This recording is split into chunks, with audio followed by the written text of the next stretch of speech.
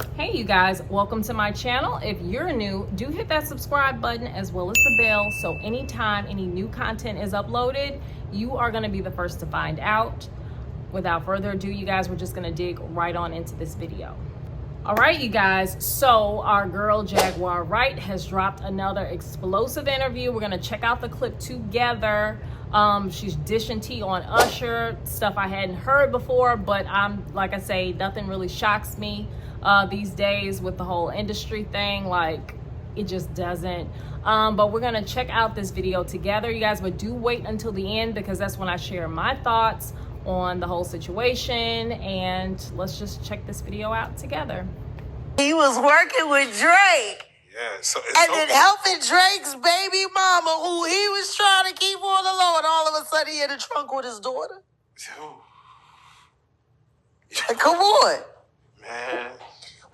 There was some shit going on with Triple X Stacey and what a Drake baby. There wasn't it. Aubrey. So, Jack, as we get started. Aubrey putting hits out on goddamn PR reps? Yeah, no. It's wild. Wow. Because that's really what it's looking like, ain't it, Drake? Am I reaching? The man said it. They not like us. Yeah, They not like us. They not like us. And I love that song because now every time I hear somebody say, I'm sick and tired of they not like us, it's because you not like us. Yeah. You like them. That's why you don't like this song. Like, it was crazy. No, literally, we went to go eat the other day. We not going to say the restaurant because I ain't trying to put them on social blast. Okay. But one Drake song came on, right? I'll say this, we were in Bishop Arts. Oh. One Drake song came on, and then another Drake song came on. And then when it got to the third one, is this a Drake, is this a Drake playlist? Could you turn on something else? And she's like, well, is there anything else? So we got the Beyonce playlist. There you go. Yeah, but it had all of the freak off victims on it. You know, Usher was on, like, we were just sitting up there. Who's the next victim on the playlist? And he, you won't break my soul. You won't break my soul. Damn. Can we talk? No, let me stop. Let me stop. No, it was Confessions. They played Usher Confessions.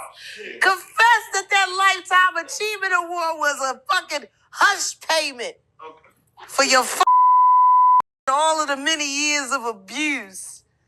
That wasn't no Lifetime. I'm still mad. People say, well, you say that about Usher. Oh, okay. So I'm mad that people aren't more mad at Usher. For what? Because somewhere along the way he went from a victim to a procurer to a head turner. Like, let's just be honest about Usher. Is he a victim or is he a cooperating fucking agent? I think we saw the moment he turned into. Let's be honest. It's when Diddy put his arm around him and said, We all know that Chili shit was a PR relationship. We know that, right? That Chili shit wasn't real. Him and Chili. Oh yeah, you said Chili. That wasn't. Who believes that was real? I don't. Hands? No hands? Okay, all right. Now, it all looked cute, older, hot, sexy woman, younger guy.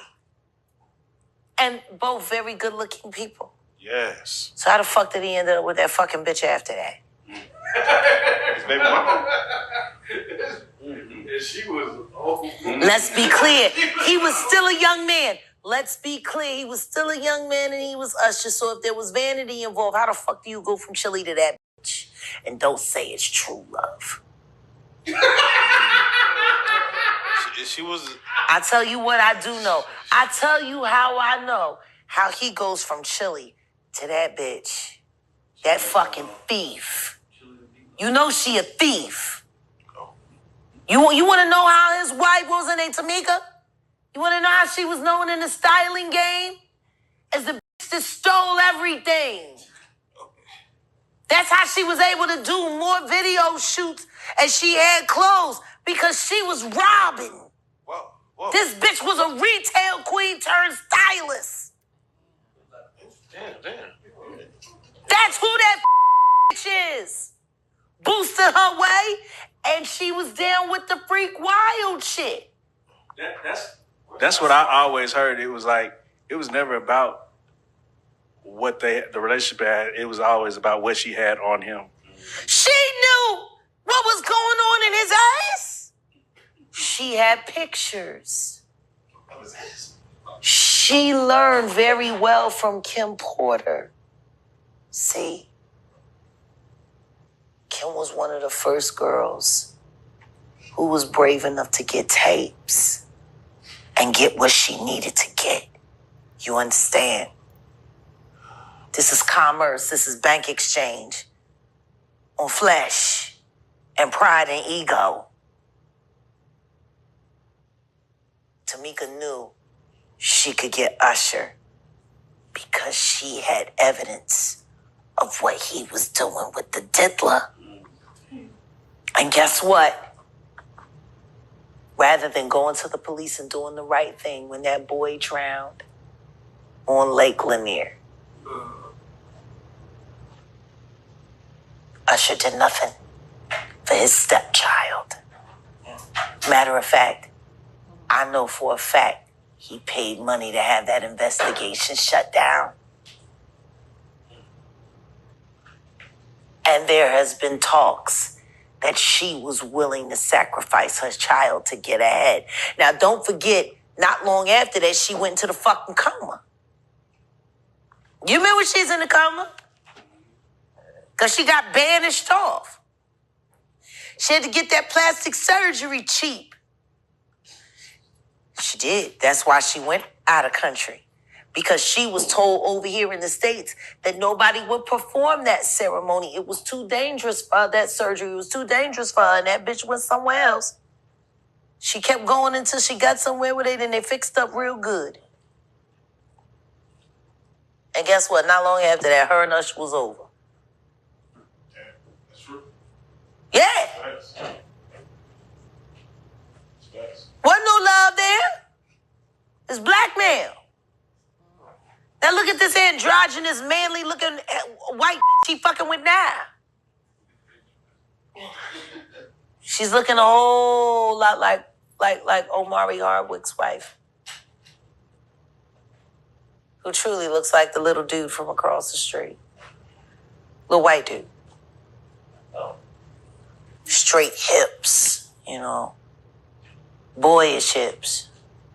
On a grown-ass woman. Well, I'm supposed to believe pushed out children and your shit went back to number 2 hip status. That's... Just speaking about Usher, why do you think he just goes around, on the concert looking for women that have... Because it makes him look straight.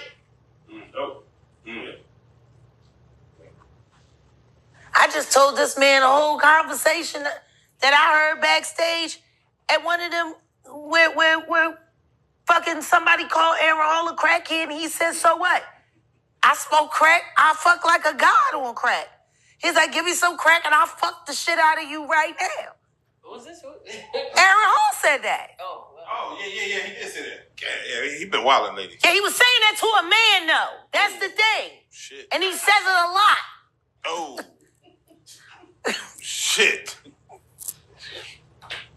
Shout out Aaron Hall. These they do all of this wild shit, G.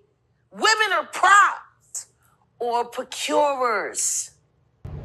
Okay, you guys, so to me, I mean, man, I guess it kind of has to be approached a little bit lightly, because I want to say this about Usher. Us knowing more about Diddy and more about the industry, and knowing that Usher was at the age of 10 years old, was adopted by Diddy, because he was already on a label, if I'm not mistaken, already on a label. At least this is the story that I've heard, that he was already signed to a label. His first album did a flop. So that's when L.A. Reid had Usher to be, you know, flown out to go stay with Diddy for a year with him in New York. And Usher's mom signed away temporary custody rights so that Usher was able to do that. And just us knowing more now about the industry, about Diddy, how stuff really, you know, what happens, that's a very horrible, very sad type of situation to grow up potentially, you know, experiencing a lot of that stuff. And for him to be at such a young age growing up, I mean, to me, it's not that much of a shock that he would become, you know, certain words I can't say here on YouTube, you guys, but becoming someone who was taken advantage of to being the one that is taking the advantage of others. For some of you guys who may or may not know, Usher was the one who, at least that's what they say, was the one who discovered Justin Bieber on YouTube singing. And when he discovered Justin Bieber, he had Justin Bieber to connect with Diddy. And that's where it was like Flavor Camp Part 2. Okay, and a lot of, I should say, I don't know if it was after the fact or during the fact that Justin Bieber, like this, they recorded it, but it was just some weird stuff, y'all, with that whole thing. But you know, back to what Jaguar Wright was saying, with Usher, I mean, dang, a lot of that, like I say, does not necessarily surprise me, because A, it's the industry, and B, sometimes when, you know, certain things happen to some people, you know, certain things happen to people and they aren't able to remove themselves out of that situation, or just the stuff is really traumatic and they're not really able to work through certain things, they can go from being the, you know, one that was taken advantage of to the one that's taking advantage of others. So I don't know,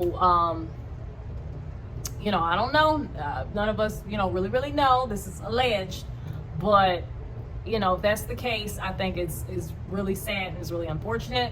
But Jaguar Wright, she holds nothing back. She holds nothing back, and steady dishing us the tea, you guys. But you guys leave comments down below. Let me know what you guys think. And I am going to see you guys on the next video. Bye.